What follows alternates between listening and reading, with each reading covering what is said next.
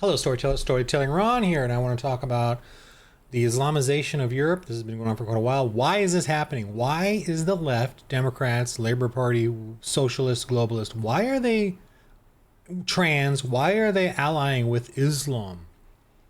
I mean, you all know the reason. And the people, so many people just keep saying, oh, the lack of reason, lack of whatever, lack of understanding. This is spiritual. This is why this is happening. The left loves Islam. They will bow to Islam. They will bow to terrorism. They will bow to tyranny because that's exactly what they worship. They worship force and violence. They murder babies. They groom children. They believe in a police state. They believe in Marxism. They believe in centralized power. The Democrat Party believes in that. The wicked believe in that, and that's exactly what you're seeing happening here. They want to bring in Muslims, whether they even if they don't like Islam and the culture of Islam because it's so parasitical and destructive and wicked, and this is The Handmaid's Tale hardcore. The women actually have to wear hoods and burqas, just like in Handmaid's Tale. But the left will only accuse Jesus Christ and the church of this Handmaid's Tale, right? They will not actually accuse what's right before their very eyes of these women and Islam specifically says they can have a harem in the Quran, 4 wives. So that's like that's chattel. The women absolutely get nothing but chattel position in the Islamic religion, and they're pushing Islam and calling it Islamophobia if you don't accept Islam in the West, in the Christian lands, and the left is doing it because they hate Jesus Christ. That's the only answer. I'm going to go through some of that, but this is happening in France. It's happening in the UK. And we got a few, counter protesters are waking up in the UK and some in France. The right is coming up, the populist. But here, I will tell you this. I will guarantee this. The Muslims, all these Muslims you see in these protests, these pictures and these riots, they all go to mosques. They all go to mosques. They get their marching orders from the mosques, and the mosques connect with the Labor Party or the left and constantly give them sort of veiled threats, and the left takes a knee. Oh, and you've seen the leaders take a knee. You've seen Keir Starmer take a knee. You've seen Democrats here in the U.S. take the knee to Islam because they believe in terror. They believe terror, and they believe that terror, the threat of terror, works. They will comply with terror. That's why Hollywood will not blaspheme Muhammad or Allah, because Islams know Allah won't kill them, so they have to go kill them. Like Islam has to go threaten us with death and then come through with it, on occasion, just to put in terror across our culture of the West, of the non-Christians. We Christians do not take a knee to terror because we have Jesus Christ, we have Him, and we don't kill people that blaspheme. You know why we don't kill and murder people that blaspheme Jesus Christ, like the left and trans and all that? Because we know God exists. We know God exists, and we know He will take care of them. And God said He will take care of them. That is why I do not go around being violent to the gays that blaspheme Jesus Christ, and that have gotten into our churches and have openly blasphemed and have been heretical in our churches and have destroyed our churches. The reason Christians don't go violent is because we don't need to. God will do that. God is the vengeance. He will take care of all the liars, and He will save all those who are good. It's when people think that they have deconverted someone, we Christians just roll our eyes, because they're literally saying, I can do more than God. I can choose and take out and save or desave or deconvert versus the one who created me. So we Christians don't need to go out and kill people or murder them or terrorize them, because we know we have a God that does things. Whereas in Islam, they go out and murder and actually do these things because, I don't know, I guess their God isn't going to do it for them. Their Allah doesn't exist or isn't going to do anything. If they knew that Allah was going to punish people, then they would know He exists, but they don't. So they go and kill them themselves, or they go and terrorize. Anyway, I'm using AI here, whatever. Percent of churchgoers in the UK is about 5%, possibly. And that's 2015, so maybe even less. So if no one's going to church, what is happening there? And why are you surprised? And I'm kind of upset too. I chagrin, as I always do. the counter protesters to Islam, because most of them, statistically speaking, don't even go where they need to go. Why not? If there's no church in your culture, in your life, why not have Islam take over and destroy your freedom and murder you and terrorize you? Why not? So what? Why not lie and deceive, even to the point of governance in your country, and oppress people? Why not? There's no foundational reason why all of this stuff and communism and Marxism and theocracy can't take over and control your lives. If no one is going to be going to church, supporting God, being with God, having a relationship with Jesus Christ, why? What does it matter then? Because God's going to turn your back. If you turn your back on God, hey, He'll turn His back on you. If you, even if I, as a Christian, think I can live a comfortable life and not do anything for God or Christ, well, one, am I really saved? But two, then God's going to go, okay, I'm going to allow things to happen then. If you don't want to continue a relationship. In France, around 5% of Catholics in France attend Mass. 1.8% of the total population practicing Catholics, whatever. So it's incredibly low, right? 5%, and I mean, Protestants are probably less, or maybe the same, but low nonetheless. So why are Christians, Catholics, Christians, should not be complaining, right? They should not be complaining. You got to go to church. What does that mean, go to church? It means building the church, organizing, ganging, having your church gang, having your politicians come from your church, having your whatever you do. When the Muslims go protest, they organize at their mosques. The left loves governance. Governance is their church, and they swarm governance. They swarm the activism and the NGOs and all that. They go to their Zoom calls. They show up to their church, which is the government, which is activism groups. I mean, they want to get paid too at those places, but they show up, and that's their church. That's why we're seeing this. We're seeing this, and we're seeing Trans for Palestine, because they hate Jesus Christ. And the problem is that Jesus Christ people, the Christians, are not organizing. We are retreating in the culture, in the gaming world that I'm in. We're not out loud, proud, boisterous of our Lord and Savior. And the main way we do that is together in fellowship in a church. The church should be very active in the community. And if your church isn't, if it's just hidden away, doing services every Sunday and then a couple little Bible studies, that is not a church. A church should be doing those things, plus continually evangelizing, reaching out to the community, dealing with the strip clubs, dealing with the LGBTQ pride parades and pride events. The church and the churches should be communicating and organizing and constantly doing things. And you as a Christian should be doing what you want, what you feel is good for you, comfortable for you, but joyfully, but active. And you should spend your time fellowshipping. You can't go it alone as a Christian. You can't sit around and hide. Okay, if you spend 80 hours at work and you make a ton of money and you want to just send money to church, fine. I get that, but most don't do that. So here's the 10 Commandments. I guess it's not in the order I was hoping for. And I was trying to use an image, but they're all kind of goofy. But the 10 Commandments, let's just go through them. I love the first one, you shall have no other gods. So God, the first commandment is saying you don't even have to worship God. But he's testing you, or he's challenging you. If you're not going to worship me, you can't worship anything else. But I bet you're going to worship something. So that's the first commandment. And it's amazing because it says he doesn't say you have to worship him. God never says that. That's pretty amazing. But you shall have no other gods. And of course, everyone does have other gods. Islam has other gods. The left, Democrats have other gods like Molech and child sacrifice and terror and murder. That is not God. God does not force people to worship him. By the first commandment, he doesn't. But he definitely challenges us, which is pretty amazing. And you're going to go before him, and he's going to ask you, did you follow these? Whoa.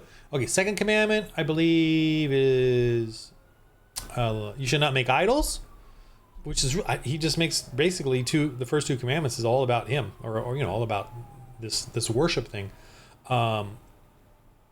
So not making idols, man. Don't worship other things. Don't worship money. Don't worship big giant statues. And we've got these giant statues now by Hindus being propped up in the West. that just really bugs me that that Hinduism is allowed here, because it's a caste system. It's a slave caste system, and yet here we are allowing it. Islam is a forced, compulsory, or die religion, and Marxism and theocracy, and yet we allowing it. That is stupid, and I'm just so upset that we, including myself, are allowing Islam and allowing Hinduism to be a religion here when it is completely against the freedoms of the West.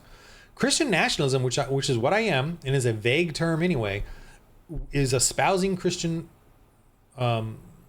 theocracy, capitalism. We don't believe in forcing you to believe the first commandment. We don't believe in forcing you to believe in Jesus Christ. We don't believe in that. So an atheist could live in a Christian nation. A Hindu, though, you have a slave caste system, so no. Islam, you want to murder people and terrorize people, so no. You want to slave people and have polygamy, so no. Mormons, we had to fight them. I mean, we barely beat them as far as stopping them from having a polygamy. All right, let's go. Let's keep going. The third commandment is it keep the Sabbath holy, and then the other one, which is I think that's it. You keep the Sabbath. Blaspheme. Thou shalt not. Where is it? Blaspheme. Where is blaspheme? Not on here. That's weird. Okay, well, wow. You should not take the Lord's name in vain is not even on here, which is really weird. I gotta do some feedback. Where is... Choose what you're feedback on. The frick is the blaspheme one?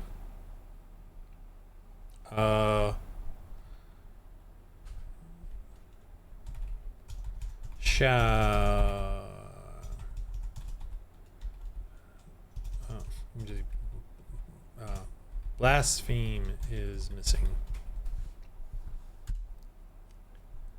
Okay. Incomplete. Okay. Okay. Anyway, so blaspheme is missing, and keep the Sabbath holy. So blasphemy, blasphemy is a purposeful intent to insult and demean Jesus Christ and God. And we obviously don't want to kill people for doing that, because when Jesus Christ and God will is vengeance, and we don't have to worry about it. But we have to. But our job is not to convert people, right? Our job is not to convert people as a Christian. I'm free from that. Thank God. I don't have to convert you. I don't have to forcibly convert you. I don't have to convince you. I don't have to debate with you. All I have to do is tell you what God says. That's it. Don't even have to argue with you on it. Just warn you. That's all I got to do. Warn you. That's the role of Christians, warning the rest of the world, and hopefully the right one, and of course the right ones will heed the warning and seek Jesus Christ. So, blaspheming. Jews, stop blaspheming Jesus Christ in your Hollywood movies, or start blaspheming to be equal, because I know you guys are all about equality. Start blaspheming Muhammad in your movies. Start in your comedies. Seth Rogen, I know you bring up Jesus all the time. How about bringing up Muhammad now? Oh, I'm pretty sure you bow to terror because you won't do it. So whenever you see guys, Christians, and I don't know, I'm going to start doing this myself. It's funny. I see, like, I'm in the goth and role-playing game world and all that, and I see the upside down cross, which makes me roll my eyes. Ooh, you're so brave with your anti-Christianity there. You have the upside down cross. And actually, I like the upside down cross. They think it's sort of like insulting Christians, but we everything that they do to insult us, we take, like little Christians, Christianity. The cross is a torture device. Actually, we take that. What's the other ones? Christian nationalism to me is hilarious, so I just take that. I don't really care. So when they do the upside down cross, which is what Peter is historically sort of known to be crucified on, because he didn't feel he was good enough to be normally crucified. But when Gothics do that and stuff, I just like, hey, that's I'm fine with that, because one of our own, Peter, was done that way. Anyway, but then if I really want to be contentious, I say, so what's your anti-Islamic symbol or image? Especially like booths at conventions where they have all these like anti-Christian things or satanic things. I'm like, where's your anti-Islamic imagery? Where's that? Where do you got that? I'm very curious. I want to see that stuff. Do you get that out? They're not gonna do that. Yeah, but if you're going to insult Christians, don't you think you should equally insult Hindus and Muslims? And if you do, I would like to take pictures of it and put it on social media because that'd be cool. You know, just do that kind of comment and see what they think. They're going to shut up real quick. I know, but you're willing to insult Christian, Jesus Christ, and blaspheme him. But what about the Muhammad ones? You know, I'm kind of curious what their responses on that. I got to start doing that myself. Okay, keep the Sabbath holy. Oh, and by the way, blaspheme, don't blaspheme. That also is it's a foundational request to have a modicum of decorum. It's actually asking society to not curse and swear around children, not curse and swear all the time, and not blaspheme each other over their beliefs. It's really a way of saying we need to have it covers that. It covers, don't blaspheme God, but if you don't blaspheme God, which we Christians don't do, then we don't have a compulsion or compunction, whatever, to blaspheme others. Even Muhammad and Islam or Hinduism, I don't have a desire to blaspheme anybody. Children, whatever. I don't have a desire to speak in a nasty tone or a perverted tone like you get at LGBTQ pride parades and places. I don't have any desire to do that, even to them, because of the don't blaspheme rule, commandment. And then to keep the Sabbath holy commandment. Keep the Sabbath holy commandment is a huge commandment. It is a commandment against dictators. A dictator must rule you 7 days a week. 24/7, 365. This says keep 1 day for God, or 1 day for rest, or 1 day for that you do not, you're not part of it. You can get to rest because it's totally written in the Exodus when they were under the Pharaoh that they had 1 day of rest, and the Pharaoh was so ticked off that he had to do that. This keep the Sabbath holy is an insult to dictators and Marxists and Islam and everything, and the Democrats. They can't stand that you get a day off. And that's what's amazing about that commandment. How that says, even slaves get a day off. And yet a dictator and a master cannot allow that. So I just love these commandments. They're amazing. It's only 10, yet it covers everything. Everything in life that can make our life so much better if we all believed in these and followed them. You should not bear false witness is incredible. It's not about lying. You can lie. No, honey, you're not overweight. It's not about lying. It's about bearing false witness. It's about intentionally destroying somebody. Democrats do it all the time, right? They do that constantly. The thing about abortion, they're constantly bearing false witness about our unborn children. They're constantly bearing false witness about crime stats and about their, what they're promising and blah, blah, blah. Islam has something called taqiyya, where they will purposely lie about their intent of terrorism to be peaceful until they're strong enough to strike. That's called taqiyya. It's an actual doctrine. You may be peaceful until you're strong enough to strike. And Islam will do that. They will, when they're weak, when they know they're weak, they will be your best friend and loving and caring and open and tolerant. But as soon as they get enough of their minions in the population, they will begin their terror. They can't help themselves. They are wicked. They will do that because they can bear false witness. A Democrat can bear false witness, which is so destructive to society. But as a Christian, as a godly man, we cannot bear false witness. So we will not lie about you, your job, your career, your social media. We will be very careful about it, about what we say, and or admit we're wrong. We can get things wrong for sure, but we are not intently destroying you. The way what they're doing to Trump. Okay, honor your father and mother, and thou shalt. Okay, let me stop. Let me do the family stuff at the end. You shall not commit adultery. No, that's the family. You shall not steal. Thou shalt not. It's not kill. It's murder. And you shall not covet. And you shall not bear false witness. They got two. That's right. Thou shalt not kill and thou shalt not murder. Okay. You should not murder is more accurate because murder is the killing of someone innocent. Killing, you can, there's, kill a prisoner. Someone who's guilty. You can do that. So killing is much too generalized. Murder is specific. It's you murdering someone because they're innocent. You're doing an evil thing. You should not murder. You should not steal. This is our God. Our God does not want you to steal from each other. Our God does not want you to murder each other. Our God does not want you to covet, which is Marxism. I really hated when I was growing up.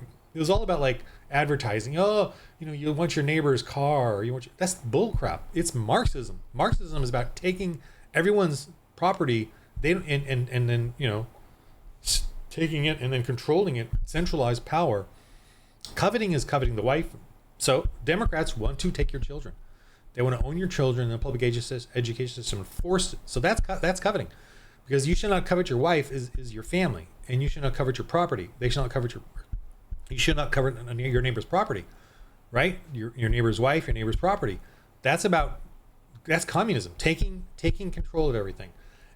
So and even in the stories, the kings try to take over a neighbor's property, and that was a sin. The Bible dogs the kings in these stories. So it's not a power play. The Old Testament is not about a power play. It dogs the kings and the high priests. That's the power structure in the Bible. And yet so many people think that the Bible is about, gaining power. Finally, let's talk about family, and only 2 lines, and it covers everything of sinful in a family and sexually. Honor your father and your mother. The gays cannot do. And you should not commit adultery. The gays cannot do. The sexually perverse can follow both of these.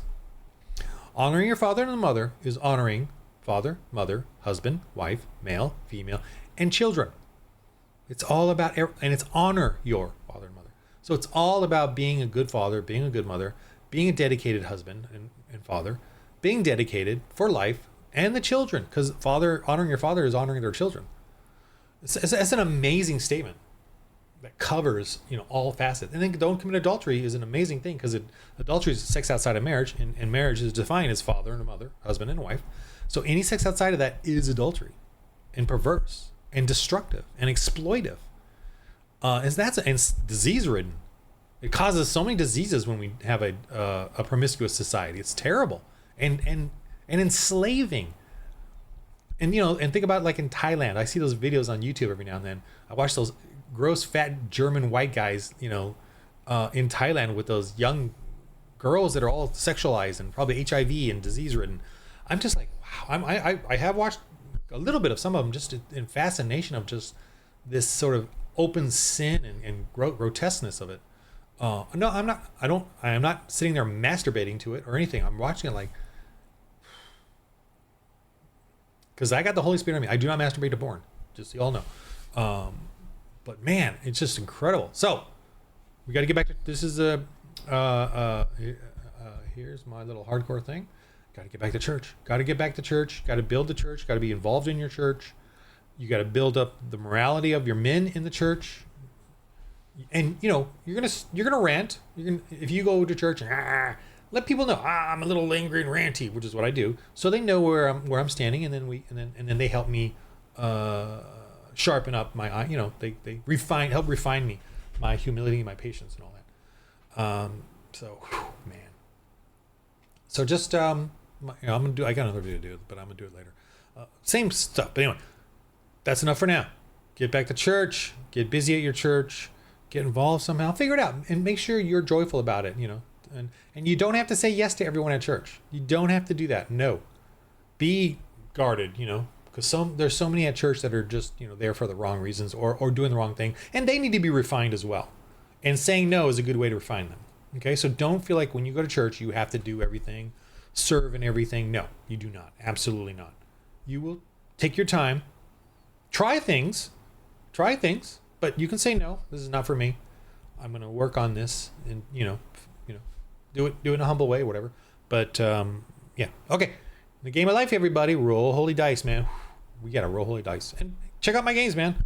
And my books on Amazon. I'm just trucking along here, having a good time, enjoying life. A little too much, but I'm working, Lord. I'm working for you, Lord.